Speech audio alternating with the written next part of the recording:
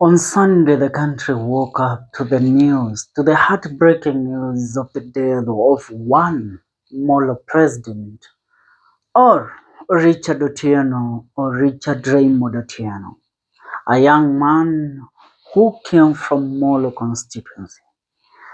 He was murdered by unknown assailant 200 meters away from his home. From the same day until today, which is on Tuesday, today marking 3 days since the death of the Molo President or the killing of one Richard Otieno, nothing has been done by the Directorate of Criminal Investigation or the investigative agencies or bodies in the country. Now, today a publication was made on social media that made rounds on different social media platforms, where it was alleged that the Directorate of Criminal Investigation had summoned 4 members of County Assembly to shed light on the murder of one Raymond Otieno. But the DCI spoke in regards to that later. Now, allow me to take you back. A lot of things and a lot of allegations have been made in regards to the death of this young man. The wife to the late Richard Otieno for the first time spoke today, revealing the last conversation that she had with the father of her 2 kids.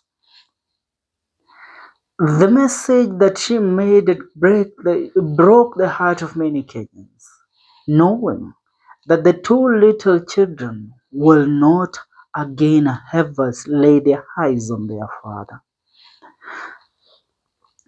Richard Raymond Otieno was a human rights activist, a man that was so outspoken in regards to the rights of the people. He was so outspoken on how the constituency of Molo was being run and how funds were being misappropriated and money was being used on the wrong or money that was meant for development of Molo constituency was not being put in use. He called the Member of Parliament of Molo constituency, Honorable Kemani Kuria, several times and exposed him several times. And Kimani even took the steps further to ordering the arrest of Richard Otieno several times. He has been in and out of police stations or police cells because the area member of parliament had ordered his arrest, because the young man decided to use his social media pages to advocate for the development that was supposed to be going on in Molo constituency. Getting down to a certain message to a certain publication as of today that has currently made headlines in the country. And also, we want to speak about some certain allegation and a certain theory that has been brought up on who really might have killed one Richard Otieno. The Directorate of Criminal Investigation today responded to a circulating online letter allegedly summoning 3 Molo MCAs and a Safaricom engineer in connection with the murder of activist Richard Otieno, alias Molo President. The letter, which had been circulating on social media, claimed that the 4 had been summoned to appear at the DCI headquarters on Wednesday, 22nd January 2025 at 10 a.m. for questioning following intelligence reports. The DCI flagged the letter. Richard was murdered by unknown people on Saturday night outside his rented apartment. His brutal murder led to protests in Elbagon town after the locals removed his body from the mortuary and marched in the streets carrying it. They stormed a police station carrying the body to protest against his brutal murder. Otieno had reportedly received threats to his political activities before he was killed by his assailants. He had also informed his wife that unknown people were trailing him before the tragic incident. The slain activist was a fierce critic of the Kenya Kwanza regime and the area member of parliament, Honorable KK. We can't be people that are always, when the story breaks out, that is the time that we are so openly speaking about it.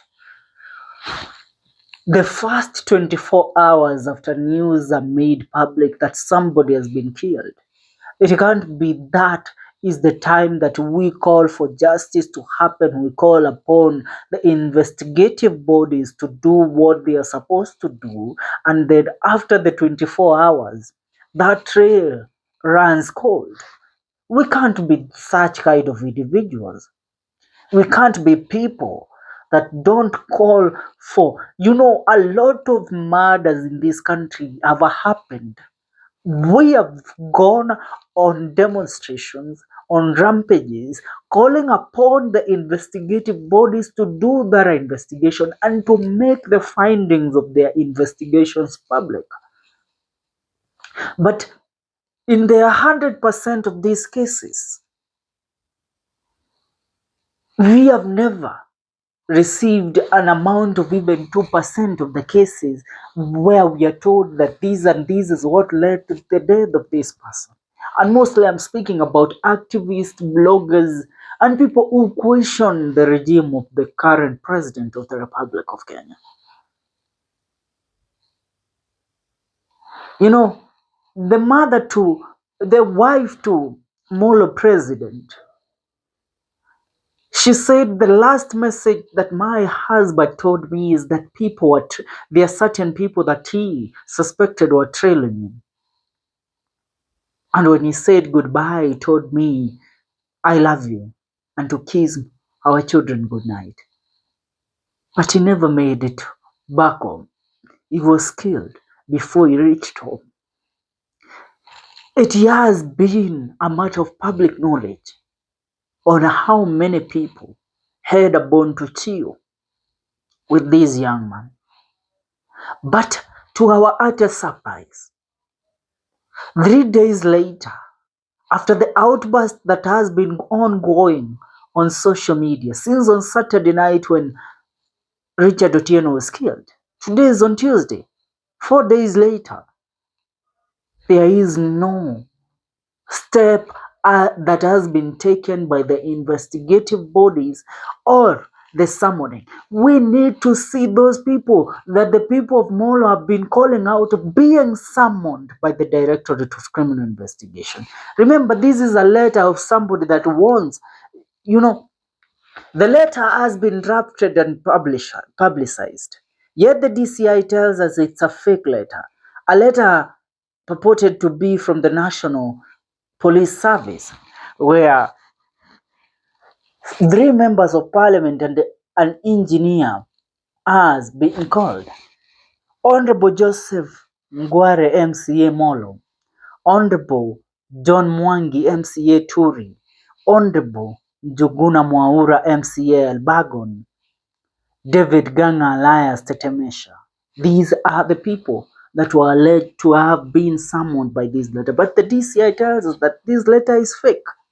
So the question is, if somebody leaks such information, we want to know where has your investigation led you. Somebody on a video we did in regards to this case when Rigathi Gachagua made his comment yesterday, commented and said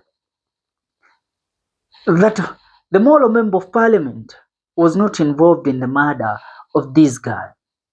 The opposition, led by people like Rigathi Gachagua, are the ones who are directly involved in the death of the Molo Preadent so that they can taint the name of the Molo Member of Parliament, Honorable Kimani Korir.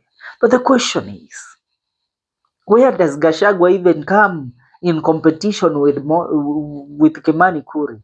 Sometimes when you make sentiments and comment on social media, please validify your IQ.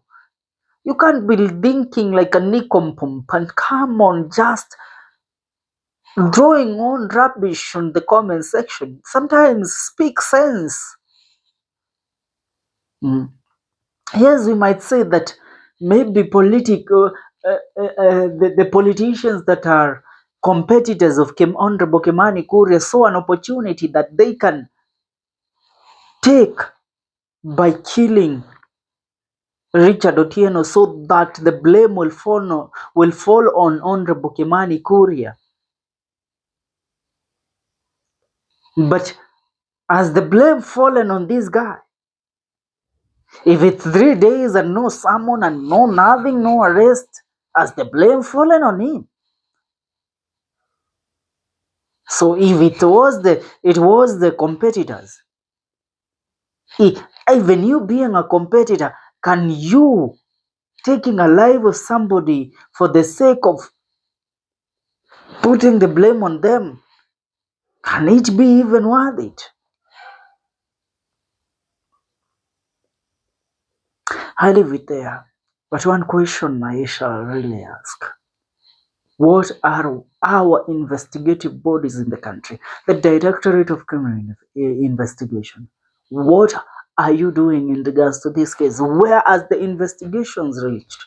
Who are the people or the persons of interest in the murder of Richard Otieno? Because activists can't be dying.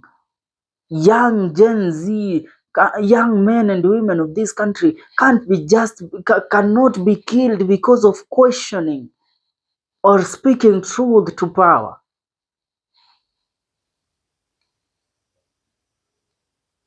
What is your take as a young man and woman, or as our mother and our father? Because we have a lot of people who watch us out here.